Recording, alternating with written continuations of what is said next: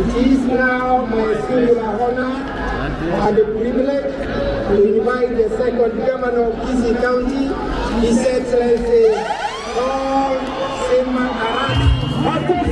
Simba Arati.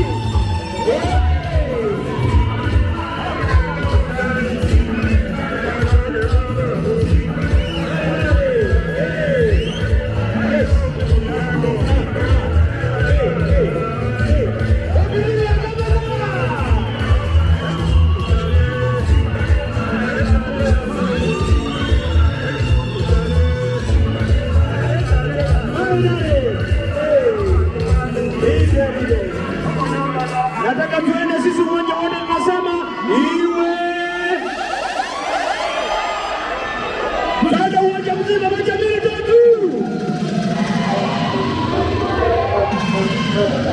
Asante sana, karibu Your Excellency. Thank you, thank you. Get in. Mwana yetinge ngiyamure. Gango zokuwana n'inganda lekero umuntu asare ngambamure. Thank you. My predecessor, the outgoing Governor, His Excellency James Ongwae, the Deputy Governor-elect, Dr. Monda, the Senator-elect, my brother, Honorable Richard Yonka, the Women Rep, Representative, the presiding judge, the Lady Justice Teresia Madeka, the County Commissioner, honorable members of Parliament, honorable members of the County Assembly, the clergy led by His Lordship, Joseph Mairura, other faith leaders, distinguished invited guests, and members of my family, friends and fellow great people of Gusii County. This afternoon, ladies and gentlemen, I want to be very brief with the statement that I'm going to make today. Allow me to start. I stand here before you today with utmost humility and solemn gratitude as I take up the duty to serve as the second governor of Gusii. Ladies and gentlemen, on a momentous day like this one, it's often not possible to acknowledge everyone who has supported us in this journey. But allow me to single out the church for their prayers, for the spiritual guidance, in the transformation of our county's affairs. We have managed to walk this journey as one united family. I thank you. I pay special tribute to my lovely wife, now our First Lady, for her steadfast love and guidance during my entire political career, and for being an amazing mother to my children. I also wish to extend my heartfelt gratitude to my campaign team, led by the campaign secretaries, agents, well-wishers, for their ideas, guidance, and conviction that they were carrying out this campaign. To my family, my mother is around, I saw her here, Mama Koya. My mama is here. Kuja kuonekana dakika moja.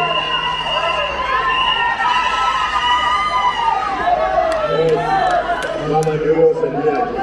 Asante. Thank you.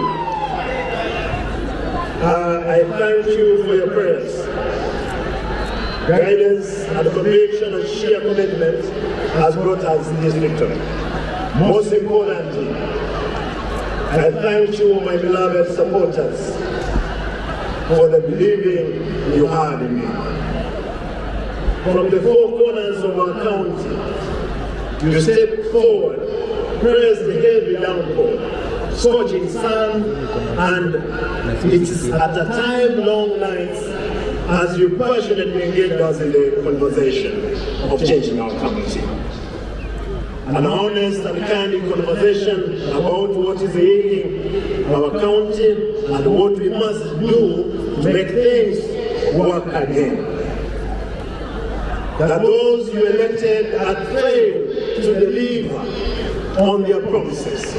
You told us the promises of good schools, better health care, and safe, clean drinking water was still just a promise. You told us you needed to see a change in the way the affairs of the county are being conducted. You told us you needed an accountable administration. One that is not only sensitive to the price of 1.3 million residents of Kisii, but also one that is conscious of ever-changing socio-economic challenges facing the world. Ladies and gentlemen, the conversation did not end at the barrels. The conversation is going on. It has a binding document, a covenant between the elected and those who elect you, the people. Today, right here, now, we are embarking on the journey of not only actualizing the covenant we made with you, also asking you to work with us as we implement our socio-economic and the development plan for our county. Our covenant with our people of Gusii County was based on 5 pillars, namely 1, revolutionary government, wealth creation, sustainable environment, and developmental conservation, social development, enablers, and ICT. Ladies and gentlemen, a country that is angry and sick is unproductive. It cannot be complete with a fast-paced and ever-evolving Kenyan society. We have promised to equip, train, upgrade all our sub-county hospitals to level 5 hospitals to attend to medical conditions afflicting our people while at the same time improving the quality of medical care they receive. This can only be possible if those charged with the responsibility of running our medical facilities are made accountable for their sins of omission and commission by fellow countrymen and women. My administration will pursue accountability where those charged with running public institutions will be called upon to discharge their duties with the utmost diligence and undivided attention. This is non-negotiable. For instance, it is possible for the Gusii Teaching and Referral Hospital to be in a position to generate its revenue, pay its staff without necessarily relying on the county government. Yes, this is possible. This is the accountability document that my administration will pursue. We promise to provide universal health care and affordable housing program, what we want to call the Simba Shelter Scheme. Simba Shelter Scheme aims to provide relief to thousands of our vulnerable families from ballooning medical bills and the lack of decent housing, respectively. Ladies and gentlemen, the construction and equipping of ECD centers with the state-of-the-art facility in all the articulated ECD centers across the country, working closely with the Ministry of Education and other stakeholders to improve access, equip quality, relevance, and education financial in primary, secondary, and tertiary institutions is an undertaking that my government is determined to make a reality. We made a promise that our children would not walk hundreds of kilometers in search of meal. Bright children need bursaries, not to stay at home.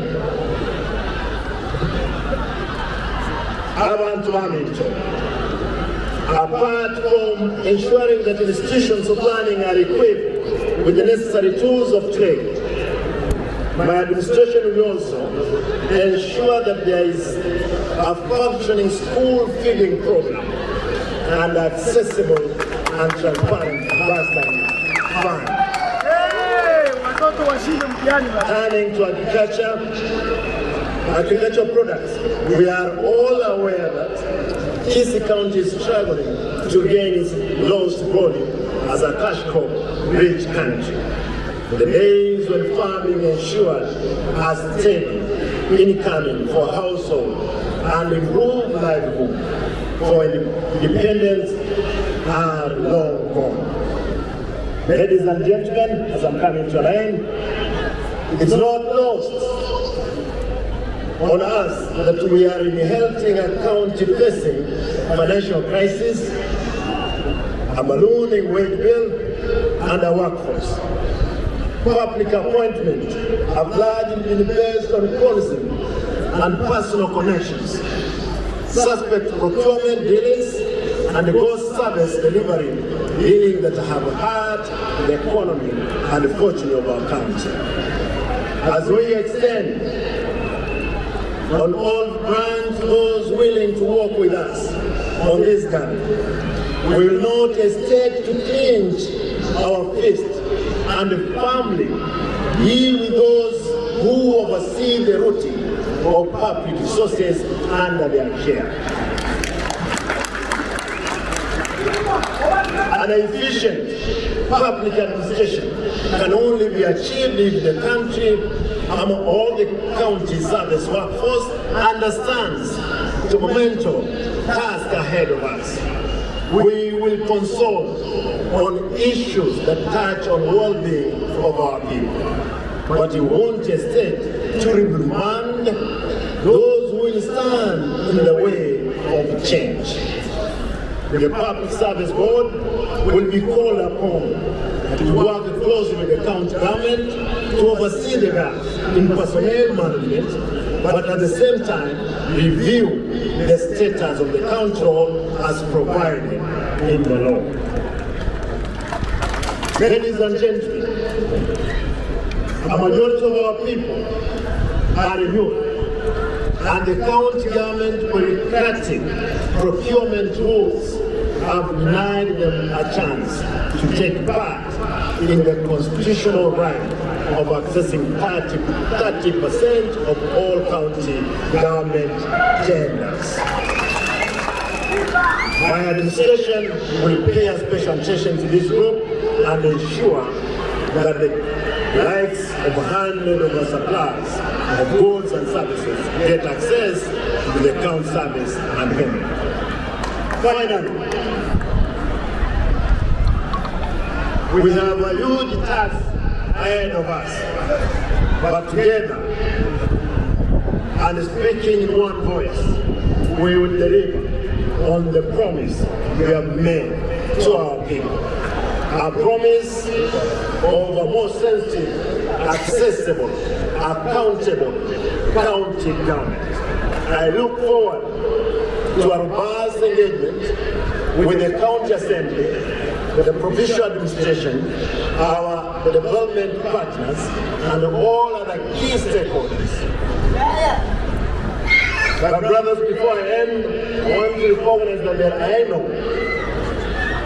We have flagged here with a number of diplomatical members. I know the British High Commissioner is represented here. I've seen the Chinese government represented here, the Director Generals, Director General Nema, my brother Mamo, there are those ones also who join with you. There are a number of Director Generals we have here.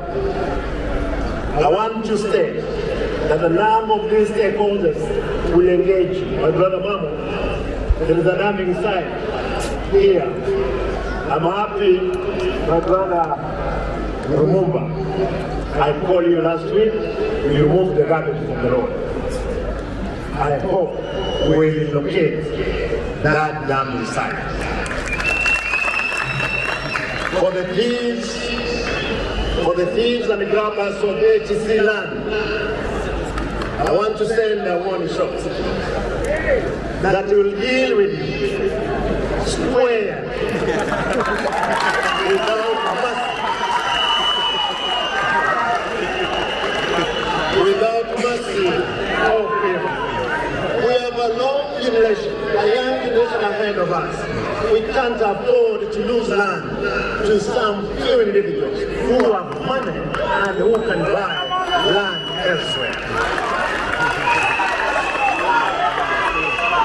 Yes, campaigns are over.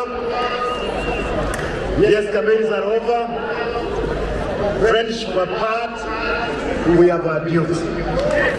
And that duty is to serve.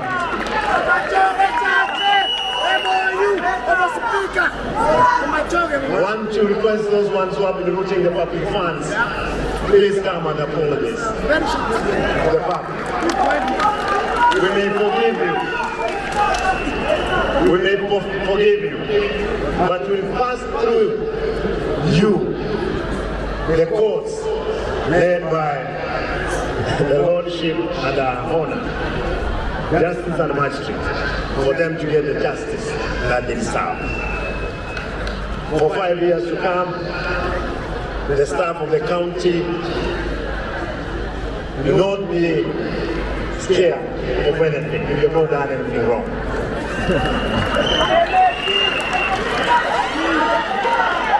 I want to promise my governor outgoing, my brother, my elder brother, I'll accommodate your team, a good team. I know in your team we had some rotten individuals.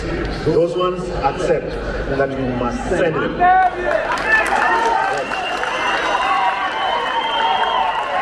Take a thing called and whatever you got. Chinga kichinga sichekire. Nanche na unchokana na. Gusii maporbogerango. Omachoge. Onchai. Ogetutu. Nyalibani. Nabobasi. Take a thing back in the Monese Klamwane. Injetilimwa naenda etemba tebeke maene abantu baminto okora tuliga simpaka maraikarigo ago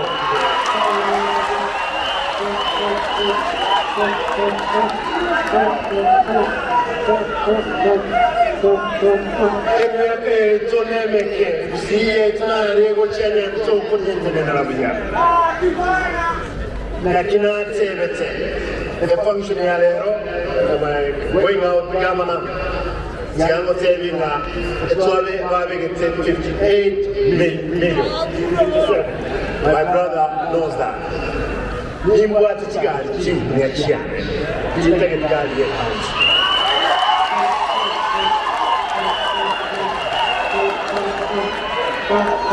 Imwate sana chiri mkomena chintege tikorenti nyomba outgoing governor obisirichia una chitelepe mtwanyo watwemoto kunyara kuchirosia wachimiro lisano ibere kuwaina chile chikorano aina maliyogo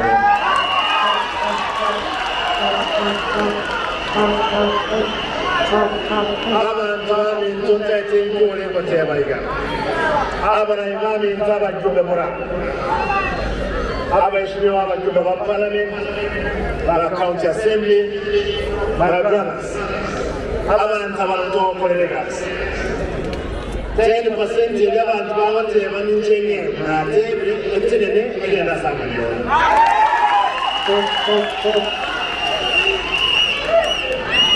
kitokonya abantu baitu banyore basari abantu baitu banyore amayobo epara kusanyakole.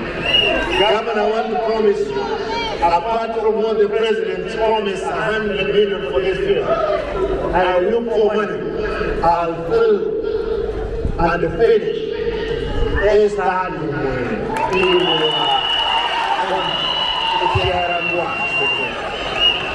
Munganjire mboli abantu abiti.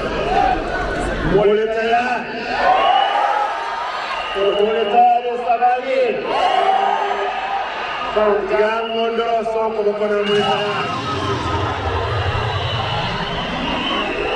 Muyala mono nyasaye abaseseni na ndumutuanjire esermonenke ekere gavana negosoka kubobisi akugusie bendera segaliare na kubeke segaliane ono eserikali yanze